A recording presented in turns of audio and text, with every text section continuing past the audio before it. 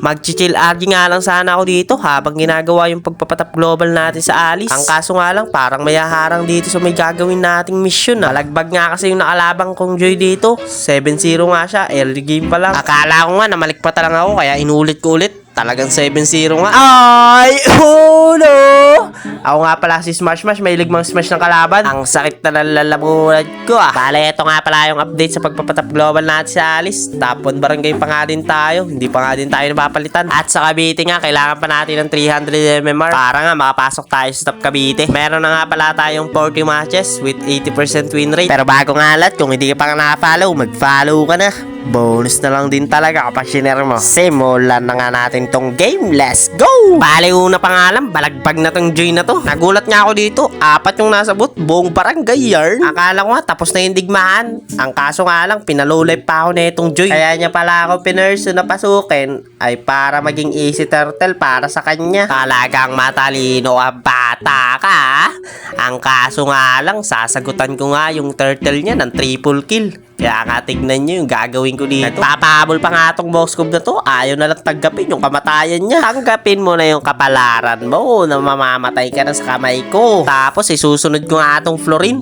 Talagang inistan mo pa ako ah. Magpupush na nga lang sana ako. Kaso nga lang, pag first kill ko, sumakto dumating yung Changi. Kaya ayun, bagsak si tropa. Kaya nga naka-triple kill ako dito. Easy triple kill nga. Alewan ko nga din bakit ang taas ng adrenaline ko dito. Pinasok ko yung 3 kahit low life na. Nagpanggap na namang si Superman. Pero okay nga lang yan kasi lahat ng pagkakamali lagi namang may solusyon. Bale ayun nga din yung dahilan kaya nga naka-triple kill tong Joy na to. At nakuha niya nga yung momentum niya na inaasam. Naubos nga kami dito. Pero babawiin nga agad natin yung lamang na kinuha ni Joy.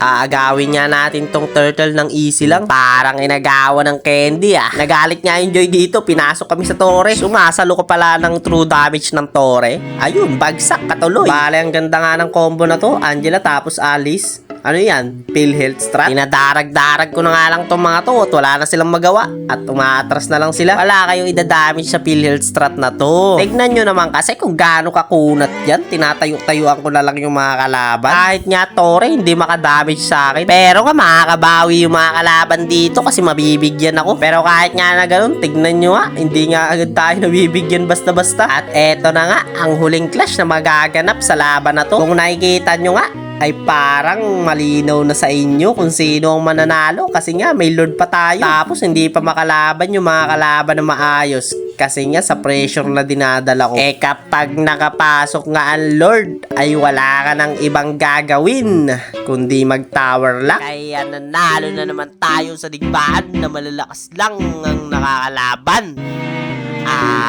Yun lang. Bye-bye. Bali, metik na nga din tayo. At konting-konti na lang, malapit na. At ang content nga na ginagawa natin ay magpapatap global tayo sa Alice. Tapos magpapaglory tayo. Yun! Mythic na nga tayo at nasa mythic placement na nga.